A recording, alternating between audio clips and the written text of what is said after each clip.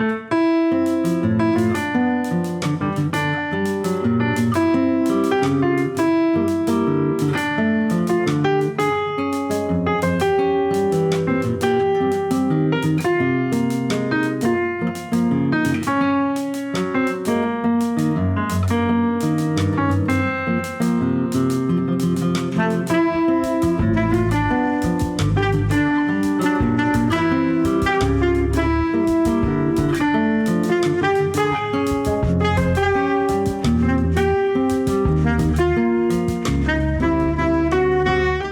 started in the conservatory, classical conservatory, when I was around 10 years old, and I did classical guitar training for 5-6 years.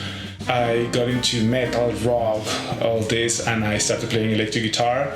So I discovered Iron Maiden, Jimi Hendrix, Eric Clapton, Dream Theater. I became like a huge fan of Dream Theater, and that was what got me into the shredding thing and all the technical aspects of the playing.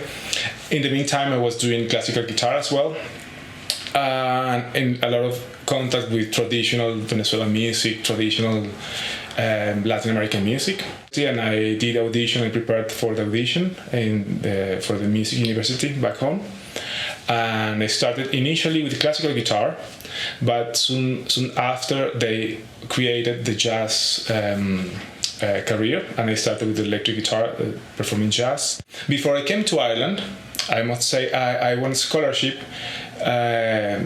It was given by a great Puerto Rican artist, and I went to Cuba to study Cuban music and Latin music. So I did their Cuban tres guitar, which is a folk instrument from Cuba. It's like the predecessor from the piano.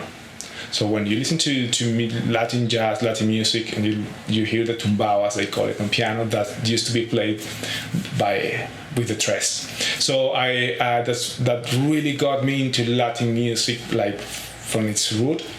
And I came back to Venezuela. I finished my degree in popular music. It has this jazz influence, as I mentioned, but was more oriented towards like non-classical music.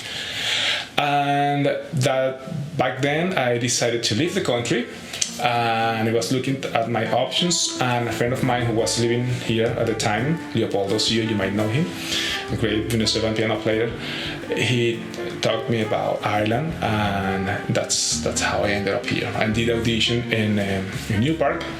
I was accepted at the end of the program, so I did part of the program here, and I got my bachelor's from New Park.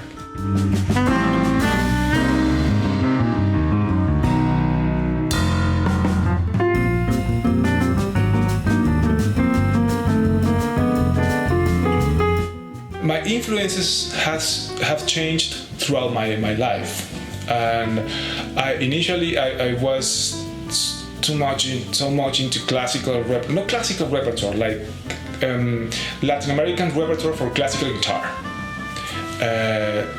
We had like a great school of classical guitar players and composers in Venezuela, so I was really into that at the time.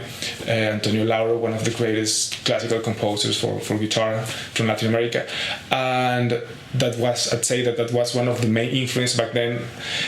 I don't come from a family of musicians, but we listened to a lot of music back home. So I would listen whatever was on the radio, or make music from Mexico, traditional music, folk music mainly from different parts of South America. So I'd say the folk tradition from everywhere, it's something that has been a huge part of my musical journey since the very beginning. Then when I started playing electric guitar, of course, that opened up a different stream of information and aesthetics and sounds. So as I said before, from Jimi Hendrix to John Petrucci, Steve Vai, all these, like the legends. I really got into that. I stopped playing classical guitar. And it's when I arrived here in Ireland when I started kind of rediscovering my roots and getting back to the sound of home, as I said, which is the nylon string guitar. Once I started playing jazz, Pat Metheny was my first great hero.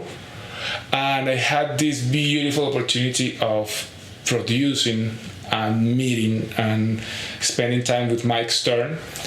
And Mike Stern changed my life completely. Even though his music or his way of playing has never been part of my style as a musician or as a guitar player, his philosophy, his way of everything that he said to me back then was like a pinpoint in my life as a musician, as a person. I met him twice. He came twice to Venezuela.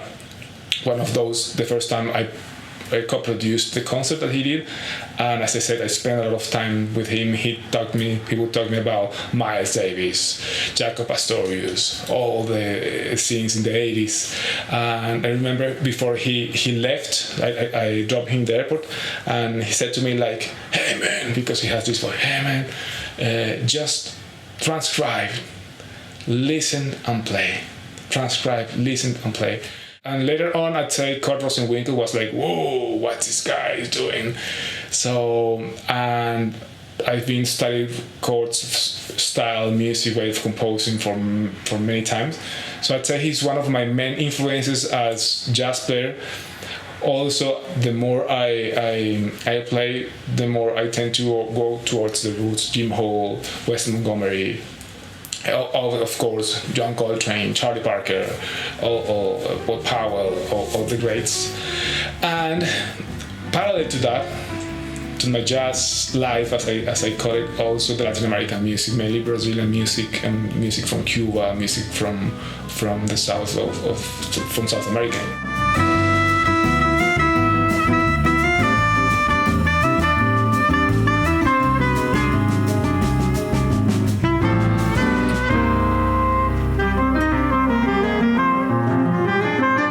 The whole album follows a concept, and the concept is my journey as an immigrant, pretty much.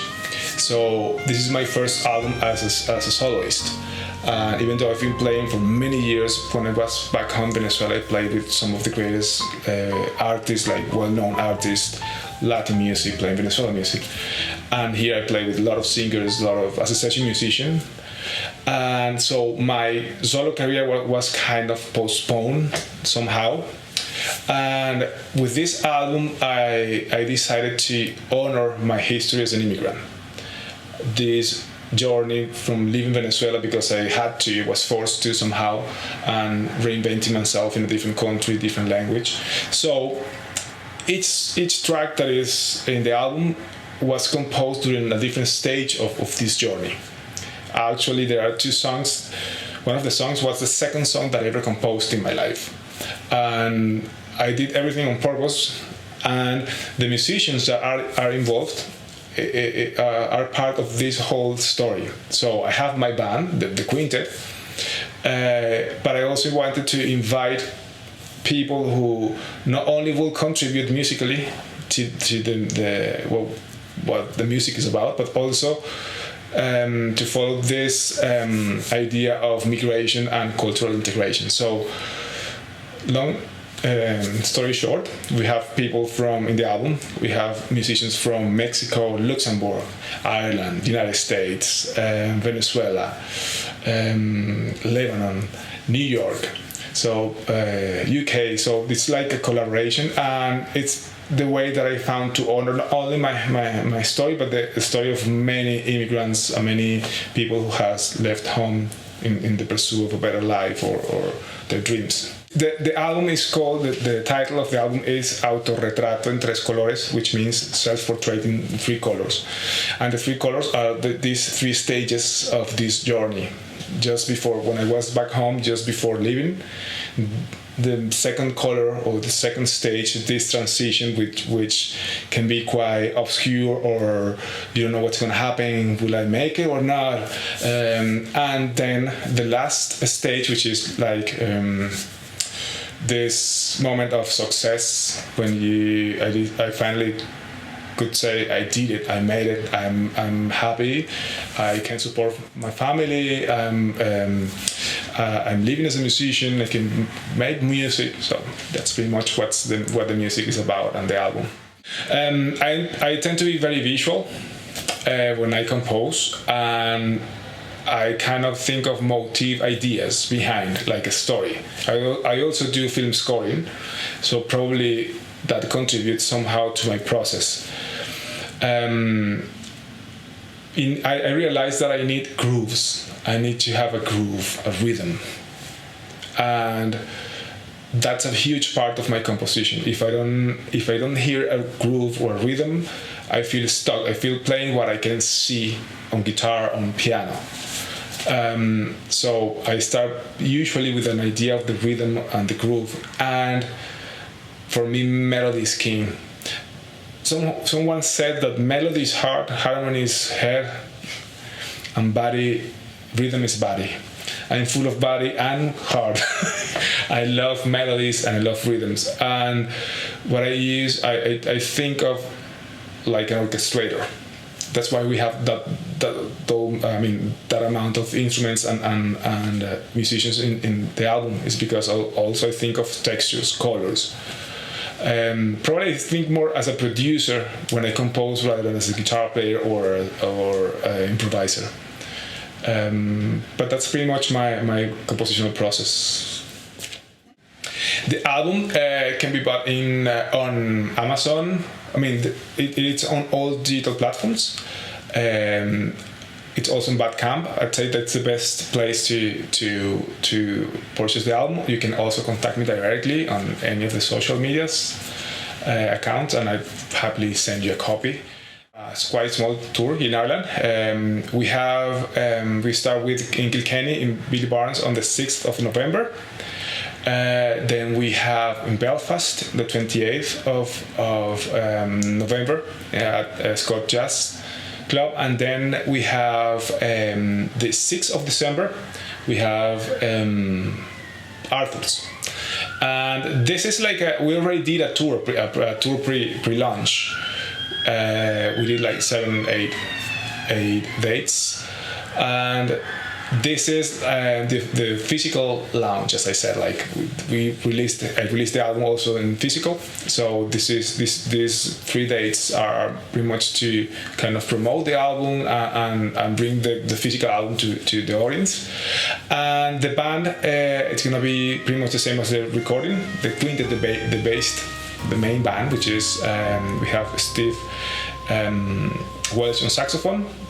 We're gonna have Nick Roth for the last date on saxophone. We have Cormac O'Brien on double bass, Matthew Jacobson on drums, and Scott Flanigan on the piano.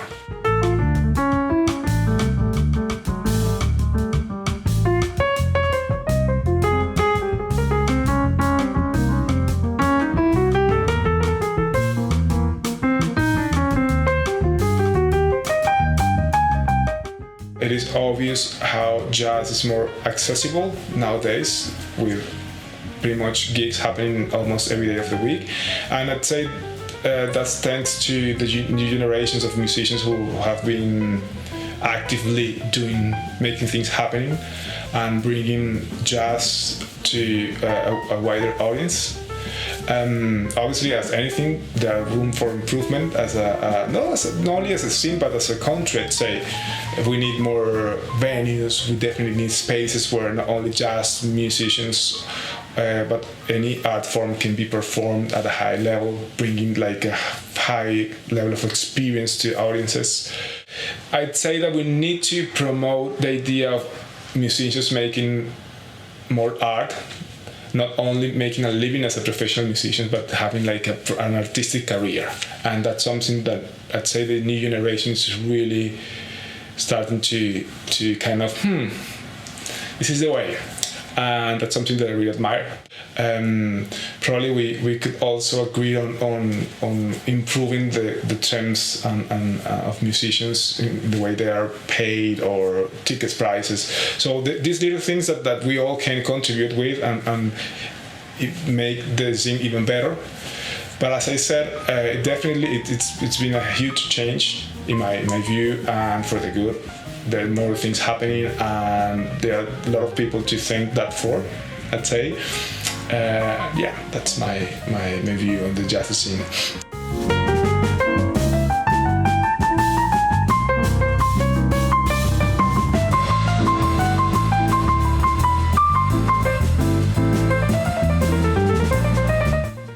this year, my main focus has been the album, promoting the album, not only in Ireland, actually mainly outside the country. The album has been received like in a very positive way and been reviewed in many countries in Latin America, including also in New York, New Jersey. So that's been my main focus. I'm trying to get the best out of the album so we can bring the music to more people.